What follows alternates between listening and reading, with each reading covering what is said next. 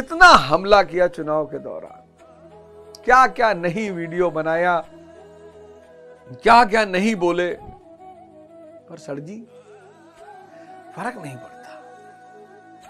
बच्चा है ना, मुझको फर्क नहीं पड़ता तो मुझको भी नहीं पड़ता। बाहर जो भी हो रहा है, इस शरीर के बाहर जो भी हो रहा है वो नाटक है। और नाटक में सीन कभी अच्छे होंगे कभी बुरे होंगे, लेकिन नाटक का बुरा ही क्या मानना। ना आज राम है, ना रावण है, ना कंस है, ना कृष्ण है, ना सिकंदर है, ना हलाकू है।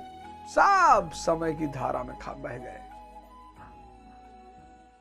जय हिंद फ्रेंड्स, गुरुदेव भगवान की चरणों में सादर से स्पर्श, सादर नमन। चुनावों के बाद ये हमारी आपकी पहली मुलाकात है और आपके माध्यम से मैं पटपटगंज के लोगों को बहुत बहुत धन्यवाद देना चाहता हूं। पहली राजनीतिक पारी थी, 46,000 वोट मिले, दूसरे पोजीशन पर रहे। 46,000 लोगों ने मेरे ऊपर विश्वास जताया। 1 महीने का टाइम मिला मुझे, 1 महीना, सिर्फ 1 महीने का टाइम मिला अपने लोगों से मिलने का, और बहुत आनंद आया। जीवन के विभिन्न रूप देखे, लोगों से मुलाकात हुई, ऐसी ऐसी चीजें देखी जो शायद किताब में पढ़कर कभी समझ में नहीं आता। बड़े लोगों को दुख भी हुआ कि मास्टर को राजनीति नहीं करनी चाहिए, सबको करनी चाहिए। मैंने आपसे हमेशा कहा कि ये जो जीवन है ना, आप इसको इतना कॉम्प्लेक्स क्यों बनाते हो। ये नहीं करना चाहिए, वो नहीं करना चाहिए। ये जीवन एक यात्रा है, यात्रा। ये जीवन एक यात्रा है। कहां से? इंद्रियों से। कहां तक? सेंसेस से लेकर कॉन्शियस, चेतना तक। और ये यात्रा सबको करनी है। पिछले एपिसोड में मैंने आपको बताया कि भारत महान क्यों है। हमने द्विज का सिद्धांत, बहुत लोग परेशान रहे। कई बार मैं बाहर गया तो लोगों ने पूछा कि भाई भारत में भगवान क्यों पैदा होते हैं, फॉर्मूला पता है हमें। हमको फॉर्मूला पता है। सेंसेस, इंद्रियां, पशु भी रहता है, पर पशु के पास ऑप्शन नहीं है चैतन्य पर जाने का। पशु पैदा होता है, पशु ही मरता है, लेकिन इंसान के पास ऑप्शन है चैतन्य के पास जाने का।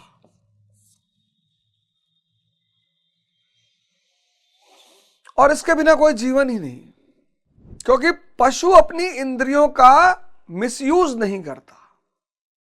इंसान अपनी इंद्रियों का मिसयूज करता है, और यही उसके दुख का कारण है।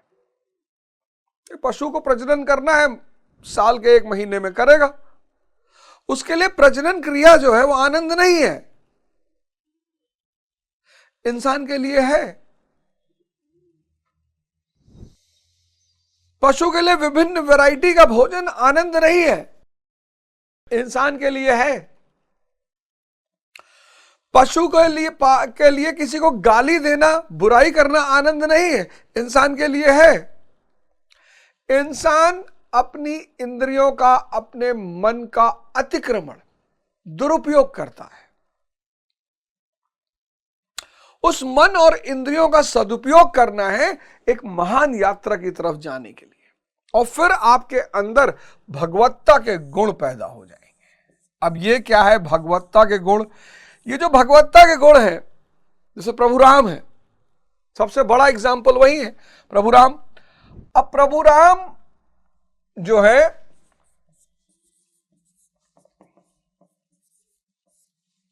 माता शबरी के जूठे बेर खा ले रहे,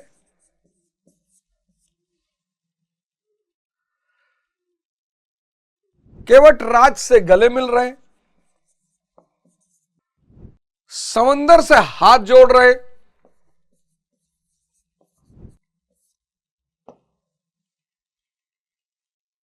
शक्ति होने के बाद अगर आप ये सब करते हैं तो आपके अंदर भगवत्ता के लक्षण हैं।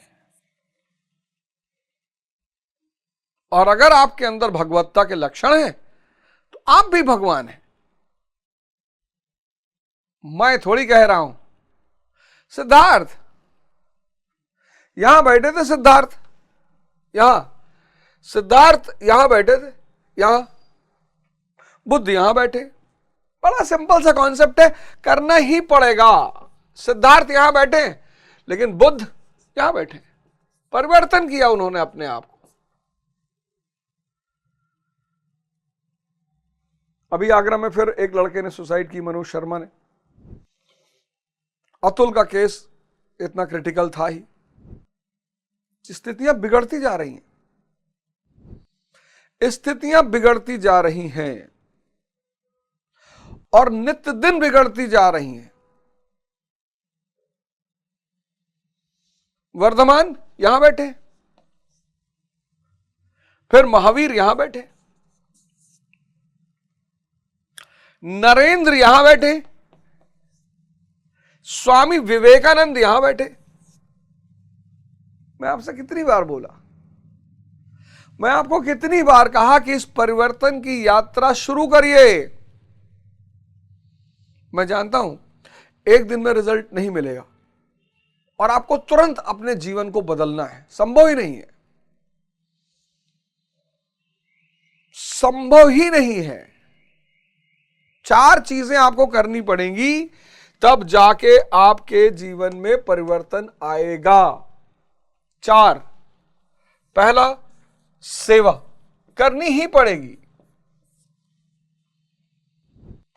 कोई रास्ता ही नहीं है। सिख कर रहे हैं, दुनिया की सेकंड रिचेस्ट कम्युनिटी है, दुनिया की दूसरी धनी वर्ग है। आप देखो अगर कहीं ना कहीं आप परेशान हो और गरीब हो तो आपका अहंकार बहुत ज्यादा होगा। जिन क्षेत्रों में लोग ज्यादा अहंकारी हैं वहां गरीबी है। आप सिखों को देखो, गुरुद्वारे में हजार करोड़ के सिख गुरुद्वारे में चप्पल उठा के पोंछ रहे हैं, गुरुद्वारे में झाड़ू लगा रहे हैं, पोछा लगा रहे हैं। सेवा है। सेवा से अहंकार गिरता है और जब अहंकार गिरता है तो विवेक पैदा होता है। यह है रोशनी।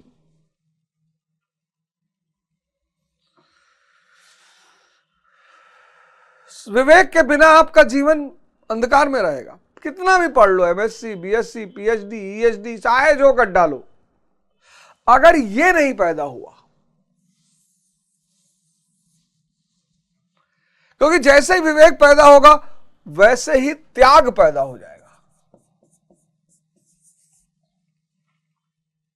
त्याग, हां, त्याग पैदा हो जाएगा। किस बात का? माया जो है, माया यानी ये दृश्यगत संसार है। माया जो भी इन 2 आंखों से दिख रहा है वो माया है, क्योंकि वो बदल रहा है, चेंज हो रहा है। एक डिप आप गंगा में लेते हो और गंगा से बाहर निकलते हो। गंगा मैया से याद आया, महाकुंभ में आप सभी लोगों ने स्नान किया होगा। बहुत बहुत शुभकामनाएं आप सबको। भारत की एक बहुत बड़ी परंपरा है महाकुंभ, कुंभ, उस पर भी चर्चा करेंगे। और बहुत बहुत शुभकामनाएं, आपने इस परिस्थिति में जाकर गंगा जी में स्नान किया, बहुत बहुत संगम में आपने स्नान किया। लेकिन उस स्नान का महत्व तब होगा जब आप साधना शुरू करोगे, तो विवेक पैदा होगा, आप त्याग करना शुरू कर दोगे। आप माया का प्रयोग सिर्फ आवश्यकता के अनुसार करोगे। मतलब अगर आपका काम स्विफ्ट गाड़ी से चल रहा है और अगर आपके पास स्विफ्ट गाड़ी है तो आप ईश्वर को धन्यवाद दोगे कि भगवान स्विफ्ट है हमारे पास।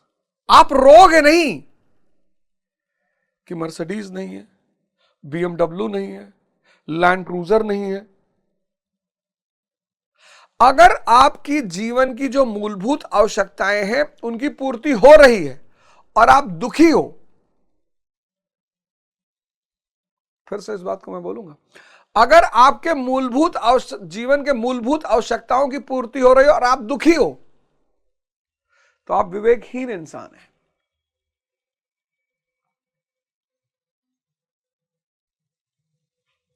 त्याग पैदा हो जाएगा। त्याग के साथ एक चीज शुरू हो जाएगी, तपस्या। अब ये क्या भला है तपस्या? तपस्या जो है वो आपको सुख से बचाएगी। आपको पता है खाना खाना है और बढ़िया मटर पनीर बनी है और शानदार बनी है, तो जीभ के लिए नहीं खाना है, पेट के लिए खाना है। यह है त्याग। अगर आप जीभ के लिए खाओगे तो 2 किलो मटर पनीर खा जाओगे और फिर अजगर की तरह पड़े रहोगे।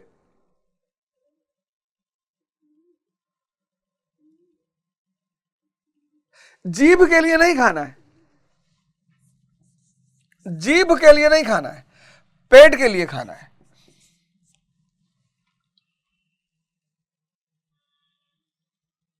धीरे धीरे सुखों का, आप सुख को छोड़ते जाओगे। यही तपस्या है। और जब यह तपस्या आपकी निरंतर चलने लगेगी तो वो साधना में कन्वर्ट हो जाएगी। हर चीज में जब आप इसको लगा दोगे तो वो साधना में कन्वर्ट हो जाएगी। और ये 4 चीजें, सेवा, त्याग, तपस्या और साधना, ये 4 चीजें आपके जीवन में क्रांति ले आएंगी। दावा है मेरा। हम ध्यान नहीं कर रहे होते कितना हमला किया चुनाव के दौरान, क्या क्या नहीं वीडियो बनाया, क्या क्या नहीं बोले, पर सर जी फर्क नहीं पड़ता। बच्चा है ना, मुझको फर्क नहीं पड़ता तो मुझको भी नहीं पड़ता। बाहर जो भी हो रहा है, इस शरीर के बाहर जो भी हो रहा है वो नाटक है। और नाटक में सीन कभी अच्छे होंगे कभी बुरे होंगे, लेकिन नाटक का बुरा ही क्या मानना।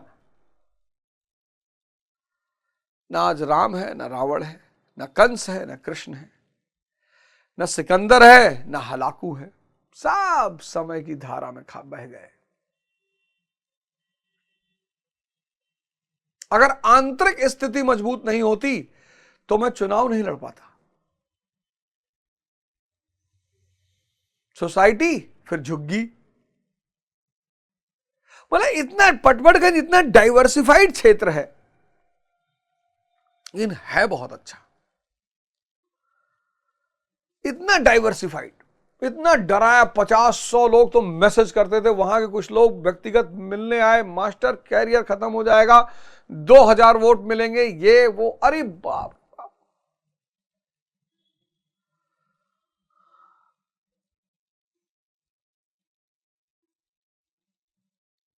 और न जाने क्या क्या। पर मुझे पता था कि ये करना है, मतलब करना है। क्यों करना है ये भी पता था। ये 4 चीजें आप करना शुरू कर दीजिए। पहला ये शुरू कर दीजिए, आपका मंदिर है बगल में, मस्जिद है बगल में, गुरुद्वारा है बगल में, चर्च है, आप जो भी है, पहले तो आप इसको पकड़ लीजिए। यही है गुरु मंत्र। सबसे बड़ी चीज यही है, सेवा। इसलिए जब आप आश्रम में जाते हो, आपसे आप देखोगे, आश्रम जाओगे किसी आश्रम में तो आप पता लगा कोई पुराने डीजीपी हैं, झाड़ू लगा रहे हैं, इसीलिए कराया जाता है। इसीलिए भारत को ही यह सूत्र पता है कि विवेक पैदा कैसे किया जाता है। बहुत बड़े बड़े घरों के बच्चे बड़े बड़े स्कूलों में पढ़ रहे हैं, उनके माँ बाप निराश हैं, कहते हैं अंग्रेजी तो बोल लेता है, पैकेज इसको मिल रहा है 1 करोड़ रुपए का, पर विवेक नहीं है। नहीं होगा सर, वो भारत की व्यक्तिगत खोज है। कुछ चीजें हैं ना जो भारत की व्यक्तिगत खोज है, द्विज, योग, ध्यान, विवेक, ये भारत की व्यक्तिगत खोज है। ये ताकत है भारत की।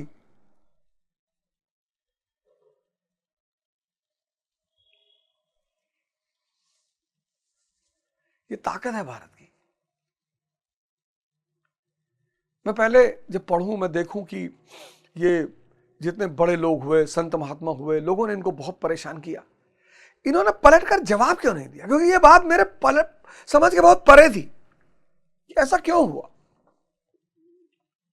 सिर्फ एक वजह है, जब इन्हें दिखाई पड़ गया कि ये बेचारे तुम्हारी स्थिरता का राज खोज रहे हैं, तुम्हारी शांति का राज कह रहे, तुम इतना हो गए, हमें बताओ।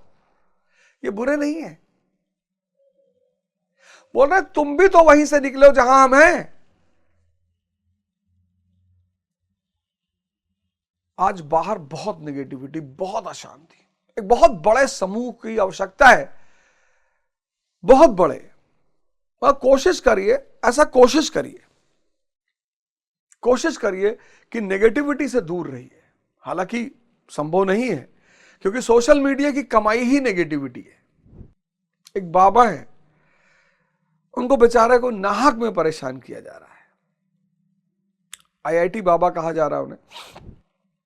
ठीक है, मतलब इंडियन मीडिया के पास स्टॉक एक्सचेंज डिस्कस करने का टाइम नहीं है। बड़े बड़े टीवी चैनलों को मैं देख रहा हूं, उसको बेचारे को परेशान कर रहे हैं।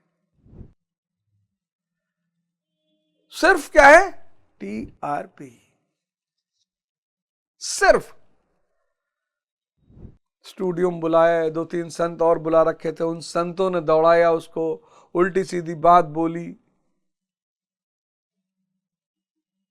आज जो सबसे ज्यादा पैसा आ रहा है वो निगेटिविटी से आ रहा है। तो जहां पैसा आएगा, इसलिए मैं आपको बोल दूं, आप में से बहुत सारे लोग ट्रोलर्स से बड़े वो परेशान होते हैं, बड़े डरे हुए हैं, आपकी हिम्मत नहीं पड़ती। मैंने कई लोगों को देखा कि वो ऐसी स्थिति में आ गए ट्रोलिंग होने के बाद कि उन्होंने मतलब दोबारा यूट्यूब देखना ही छोड़ दिया। नहीं, नेगेटिविटी से पैसा आ रहा। आप जब भी किसी की बुराई कर रहे हो, खासकर अगर वो आदमी पब्लिक फिगर है, तो उसकी व्यूअरशिप बढ़ जा रही है, सब्सक्राइबर बढ़ जा रहे हैं।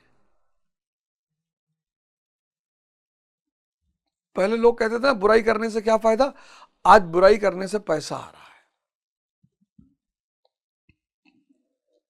और जिस देश में 60 से 70% लोग डिप्रेशन में बैठे हो, वो तुरंत गाली देना शुरू कर देंगे,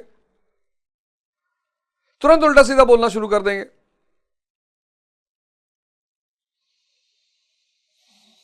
अप्रिशिएट तुरंत।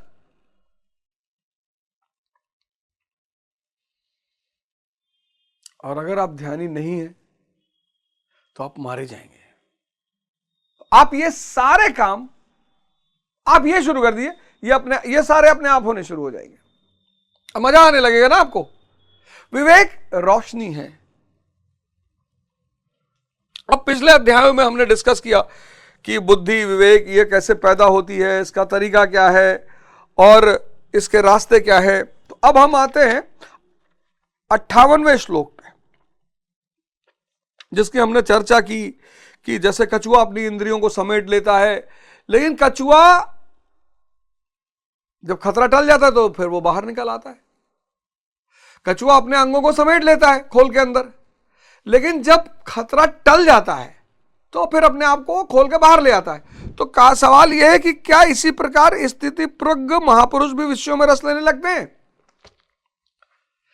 अब जो स्थिति प्रज्ञ है उसने अपनी इंद्रियां समेट ली। अब जब उसने अपनी इंद्रियां समेट ली तो क्या दोबारा वो इंद्रियां बाहर आती हैं? अब मैं आपको एक कॉन्सेप्ट यहां पे समझा दूं। चैतन्य और इंद्रियां, और जब भी हम इंद्रियां कहेंगे तो अकेले नहीं कहेंगे, इंद्रियां और मन का गहरा संबंध है। मन के बिना इंद्रियां नहीं हो सकती। यानी जब इंसान, आप देखो, कोमा में चला जाता है, जब कोमा में इंसान चला जाता है तो इंद्रियां तो जिंदा होती, लेकिन मन के बिना वो निष्क्रिय है, और इंद्रियों के बिना मन नहीं है। आप कहोगे कैसे? बीमारी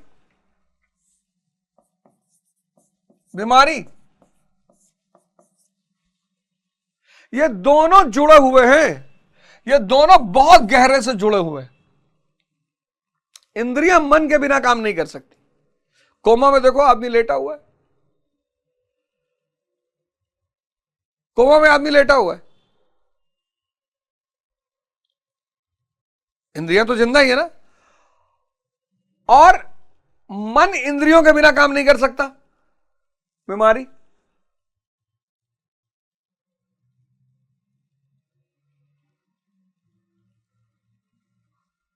मन है, इंद्रिया। और ये गहरा संबंध सिद्धार्थ को दिखाई पड़ गया। सिद्धार्थ ने क्या देखा? एक बीमार आदमी देखा, बीमारी में इंद्रियां निष्क्रिय है। एक वृद्ध आदमी देखा, वृद्ध में इंद्रियां निष्क्रिय है। मृत्यु देखा, निष्क्रिय है। तो सिद्धार्थ का दिमाग एक स्पेशल दिमाग है। स्पेशल दिमाग जो होते हैं वो गहराई वाली चीजों को देख लेते हैं। फिर सन्यासी देखा तो बोला ये इंद्रिय सुख के पीछे नहीं है लेकिन आनंदित है, यानी इंद्रियों से बाहर भी कोई सुख है। और वहीं से शुरू हुई सिद्धार्थ की खोज, और उस खोज ने सिद्धार्थ को बना दिया बुद्ध, परम आनंद। लोगों को मैं सुनता हूं कभी कभी कहते हुए कि अरे बताओ, घर छोड़ दिए बेचारे, राज्य छोड़ दिए भैया, भैया पत्नियां छोड़ दिए, बच्चा छोड़ दिए भैया। इस देश में लोग त्याग को बड़ी हीन भाव से देखते हैं, लेकिन जहां सुख के बदले आनंद मिल रहा हो, परमानेंट एक्सटेसी, परमानेंट, एक सेकंड भी बाहर की घटनाओं का अंदर प्रभाव ही नहीं पड़ रहा है, तो जब ये इंद्रियां और मन साधना से गायब हो जाते हैं, सिर्फ यही बचता है।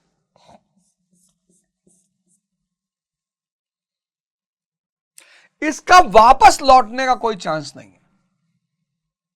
है ही नहीं। जैसे बुद्ध वापस सिद्धार्थ नहीं बन सकते, यही इसकी सबसे बड़ी विशेषता है। यही इसकी सबसे बड़ी विशेषता है कि एक बार आप ज्ञान को उपलब्ध हो गए, फिर आप वापस नहीं आ सकते। इतनी महान चीज छेड़कर कौन आएगा?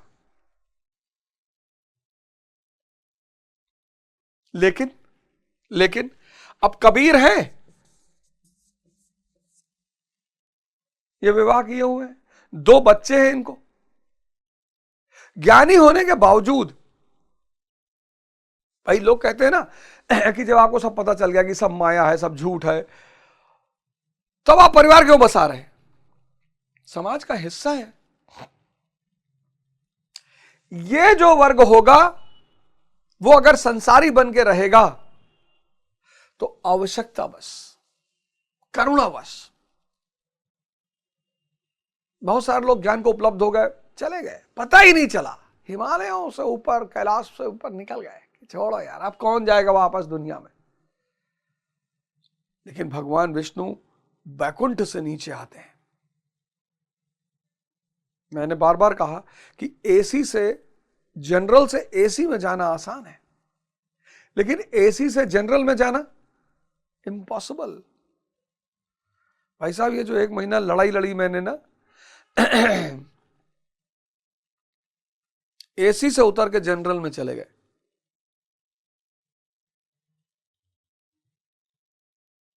जिंदगी में जो एक नीरसपन आ रहा था वो खत्म हो गया। लोगों से मुलाकात हुई, अनुभव हुआ, जीवन, वास्तविक जीवन के बहुत सारे और रूप देखे।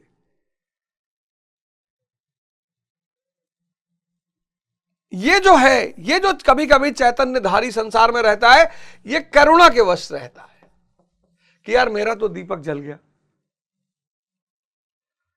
कुछ और लोगों को इस गंदगी से बाहर निकालो, कुछ और लोगों को इस भटकाव से बाहर निकालो। तो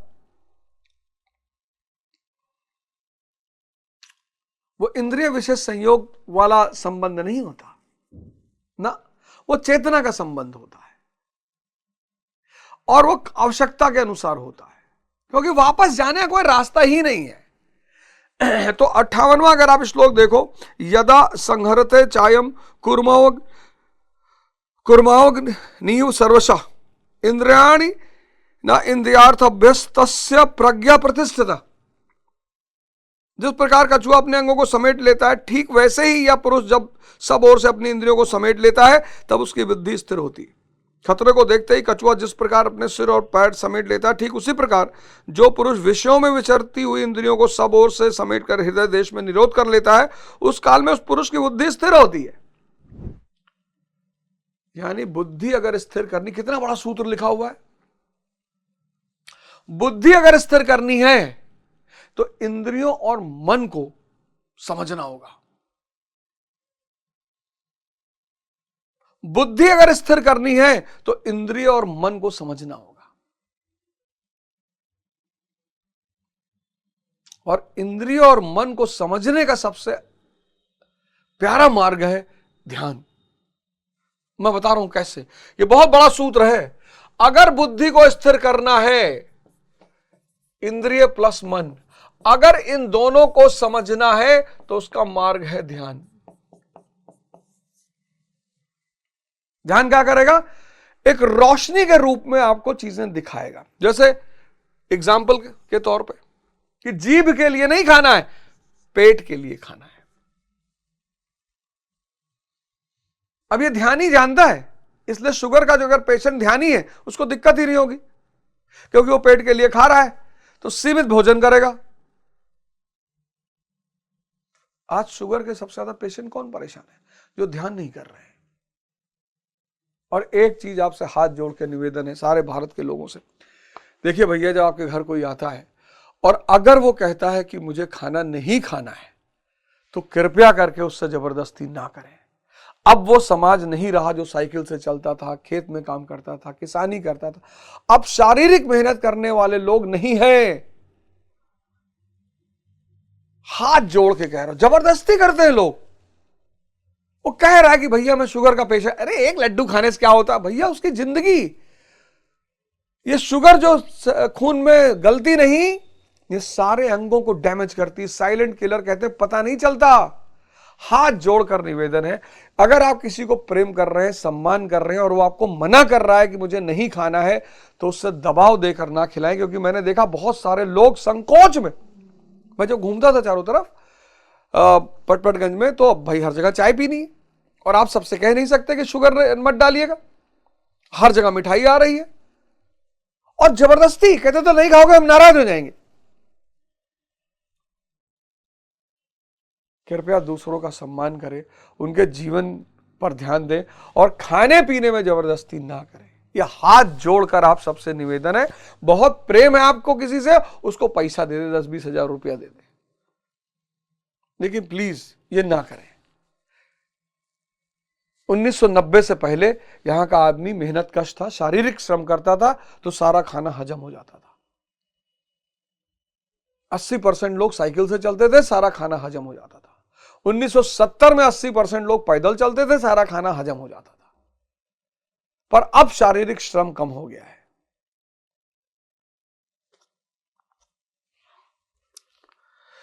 तो अब ध्यान करेंगे आप तो आप पेट के लिए खाएंगे, ध्यानी पेट के लिए खाएगा। ध्यानी विवाह करेगा किसके लिए? प्रजनन के लिए, पारिवारिक की इकाई बनाने के लिए। क्योंकि वो देख रहा है कि अगर सेक्स में इतना आनंद होता तो भगवान बुद्ध छोड़ आते, वो भी जवानी में। सोचेगा वो, उनके पास तो इतने सारे लोग मौजूद थे। विवेक पैदा हो जाएगा ना, ध्यानी के पास विवेक पैदा हो जाएगा। और फिर सोचेगा जवानी में 30 साल के बुद्ध, तो कहते बुढ़ापे में ध्यान करो, 70 साल के बाद पूजा पाठ करना, तब कुछ बचेगा ही नहीं, खत्म हो जाओगे। तो विवेक जब पैदा होगा तो वो सोचने में मजबूर करेगा कि बुद्ध, महावीर, स्वामी विवेकानंद। और सबसे बड़ी चीज जो सोचेगा, देखेगा कि जो वैश्याएं हैं रोती हैं। भाई किसी चीज में अगर आदमी को मजा आ रहा तो कहेगा भैया हमको हर जन्म वैश्या बनाना। वो रो रही हैं कि प्रभु अब मत करना। ध्यानी जो हो जाएगा वो रटने के लिए नहीं पढ़ेगा, समझने के लिए पढ़ेगा।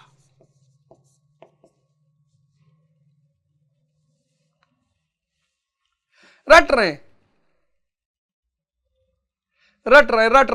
पूछो ये बिजली क्यों पैदा हुई है? जो बिजली बनी क्यों पैदा हुई?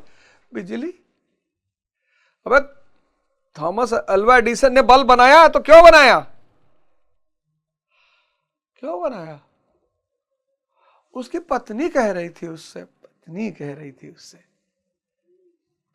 नहीं नहीं कुछ कारण था, कोई उसको गाली दिया था रात में, तो उसका चेहरा वो नहीं देख पाया था, तो फिर उसको लगा कि ऐसे तो हर आदमी को लोग कोई अंधेरे में गाली देता होगा। बताओ, अरे 18वीं शताब्दी से पहले कृषि अर्थव्यवस्था थी। कृषि अर्थव्यवस्था सिर्फ दिन में हो सकती है, रात में नहीं हो सकती। 20 बीघा खेत में ट्यूबलाइट लगा के जुताई करोगे?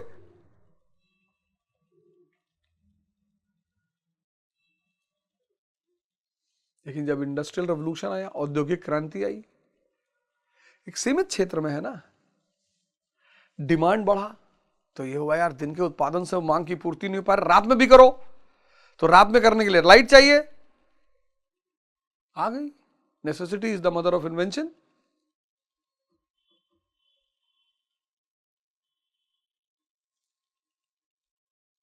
ध्यान तुम्हें इस विवेक पैदा कर देगा, और विवेक इस इंद्रिय और मन के जाल से धीरे धीरे तुम्हें बाहर निकालने लगा। और एक बार, किंतु यह तो एक दृष्टांत मात्र है, खतरे का एहसास मिटते ही कछुआ तो अपने अंगों को पुनः फैला देता। क्या इसी प्रकार स्थिति परक महापुरुष भी विश्व में रस लेने लगता है? इस पर कहते हैं, क्यों लेगा विश्व में रस जब विवेक पैदा हो गया? और विवेक धीरे धीरे साधना बढ़ा देगा, और अंतिम में आप चैतन्य पे आ जाओगे, निरंतर आनंद की स्थिति में रहोगे। तो जब आंतरिक स्थिति निरंतर आनंद की है, तो बाहर आप विषयों में क्यों रस लोगे? आज आप विषयों में रस क्यों लेते हो? आज आप विषयों में रस सिर्फ इसलिए लेते हो, मनुष्य और बुद्ध, अब इनको विषयों में रस नहीं लेना है, इनको विषयों में रस नहीं लेना है, इनको नहीं लेना है, क्योंकि 24 आवर आनंद की स्थिति में ये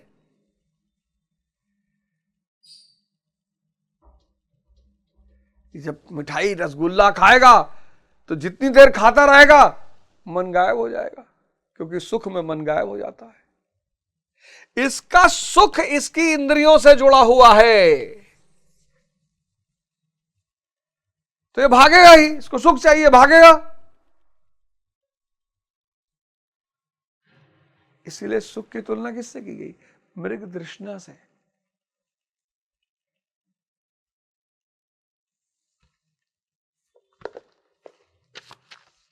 आशा करता हूं कि आपको इन सारी चीजों से बड़ा लाभ मिल रहा होगा, जीवन परिवर्तित हो रहा होगा। और निश्चित तौर पर आज के समय में अगर आपको जीना है अच्छे ढंग से, तो हाथ जोड़कर करबद्ध निवेदन है कि कृपया करके ध्यान के रास्ते पर आ जाइए। मैं एक प्रोग्राम करने जा रहा हूं, 4th लॉ, बहुत जल्दी उस पर रजिस्ट्रेशन शुरू हो जाएगा, और उस प्रोग्राम में लाइव प्रोग्राम होगा, लाइव आपके सामने आमने सामने ऑफलाइन प्रोग्राम होगा। तो उस प्रोग्राम में मैं आपको बताऊंगा ज्ञान, शिक्षा, ध्यान, और उस प्रोग्राम में खास बात होगी, करंट अफेयर्स के क्वेश्चंस होंगे। 50% जो कर लेगा उसको 2100 रुपया दिया जाएगा, 5100 भी हो सकता है, डिपेंड करेगा कि हमारी ग्रुप क्या डिसीजन लेती है। आप सब लोग जिन्होंने मेरी चुनाव में मदद की आर्थिक रूप से, बहुत सारे मित्र मेरे आए, आशुतोष एक लड़का है वो आया, एक लड़का आदित्य यादव है लखनऊ से वो आया, ऐसे बहुत सारे लोग आए। और सिद्धार्थ सिंह कोल्हार गांव का एक लड़का है, वो तो बेचारा 2 महीना यहां पड़ा ही रहा। और बहुत सारे सौम्या भट्ट लखनऊ से हैं, वो भी बेचारी 2 महीना यहां रही। और मतलब सिद्धार्थ जायसवाल 2 महीना, रणविजय सिंह गोंडा परसपुर से, और हिमांशु भाटी चिथाड़ा से, और विनीत योगी। और सबसे बड़ी बात, एक ऐसा परिवार जिसने मुझे असीम प्रेम दिया, वो है स्वामीनाथ तिवारी भोले भाई का परिवार, प्रवीण भैया उनके बड़े भाई। मतलब ऐसा परिवार युगों युगों में पैदा होता है। पूरे परिवार, पूरे इलेक्शन के दौरान हमारे, मतलब क्या नहीं किया उन लोगों ने।